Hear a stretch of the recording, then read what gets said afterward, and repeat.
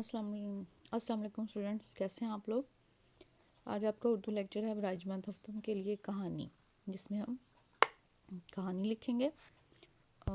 کہانی کے عموماً 5 حصے ہوتے ہیں، جس میں آپ سب سے پہلے عنوان لکھتے ہیں۔ عنوان کا مطلب ہوتا ہے کہ کہانی کا نام۔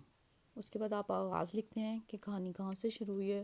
موسٹلی کہانیاں جو ہیں وہ اس طرح شروع ہوتی ہیں کہ ایک دفعہ کا ذکر ہے کسی گاؤں میں یا کسی شہر میں یا کسی دیہات میں یا کسی جگہ جنگل میں، اس طرح سے رہتا تھا کوئی۔ پھر آپ لکھتے ہیں نفس مضمون، جس میں آپ درمیان کی اس کی ساری سٹوری لکھتے ہیں کہ کیا حالات اور واقعات پیش آئے کہانی میں۔ اس کے بعد اختتام، یعنی کہ آپ اس کے ختم ہونے کی طرف بڑھتے ہیں کہ کہانی کا اینڈ کیا ہوا، اور اس کے بعد آپ اس کا نتیجہ لکھتے ہیں کہ اس کہانی سے یہ نتیجہ نکلا کہ یہ کام نہیں کرنا چاہیے یا اس طرح نہیں کرنا چاہیے یا اس طرح نہیں کرنا چاہیے۔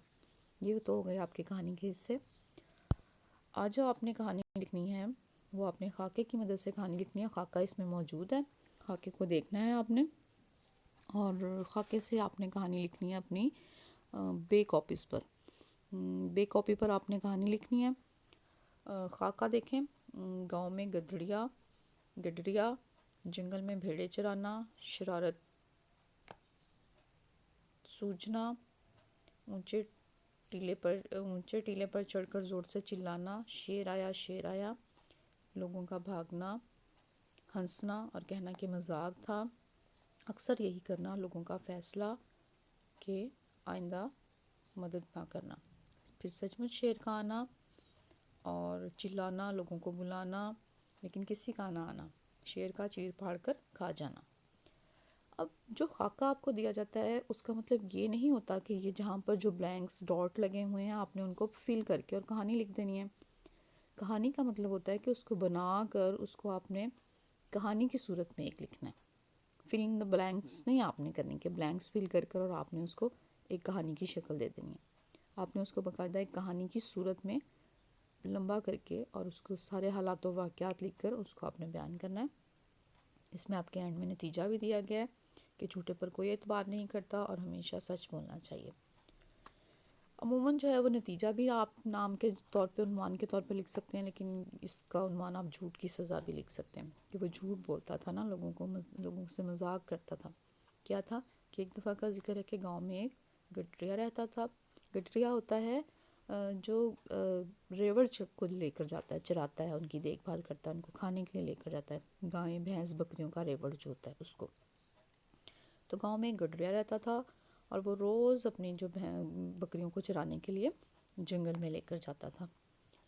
ایک دن اسے شرارت سوچی، اس نے سوچا کہ گاؤں والوں کو تنگ کرنا چاہیے، تو اس نے کیا کیا کہ ایک اونچے سے ٹیلے کا مطلب پتہ ہے اونچی سی جگہ پر جو مٹی کا اونچا سا تودا سا بنا ہوتا ہے، اس کے اوپر چڑھ کر اس نے کیا کیا، زور زور سے چلانا شروع کر دیا، شیر آیا بچاؤ بچاؤ۔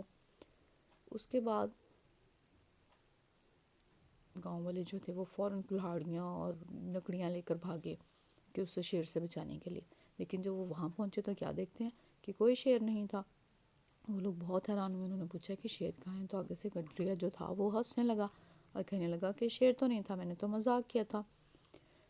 پھر کیا ہوا کہ اکثر وہ یہی کرنے لگا، اسے جب مذاق سوچتا، شرارت اس کا دل چاہتا کرنے کو تو وہ یہی شرارت کرتا، اور گاؤں والے جو تھے وہ فٹافٹ بھاگتے اسے بچانے کے لیے۔ لیکن آہستہ آہستہ کیا ہوا کہ گاؤں والے اس بات سے تنگ آ گئے، اور گاؤں والے نے سوچا، فیصلہ کیا آپس میں مل کر کہ یہ ہمیں تنگ کرتا ہے، ہمارے کام بھی ہم اپنے کاموں سے بھاگتے ہیں اسے بچانے کے لیے، لیکن یہ جھوٹ بولتا ہے، تو آئندہ یہ ہے کہ جب یہ اس طرح شیر آیا کی آواز لگائے گا تو ہم اس کی بات کا اعتبار نہیں کریں گے، ظاہر ہے یہ جھوٹ بولتا ہے تو ہم اس کو بچانے بھی نہیں جائیں گے۔ تو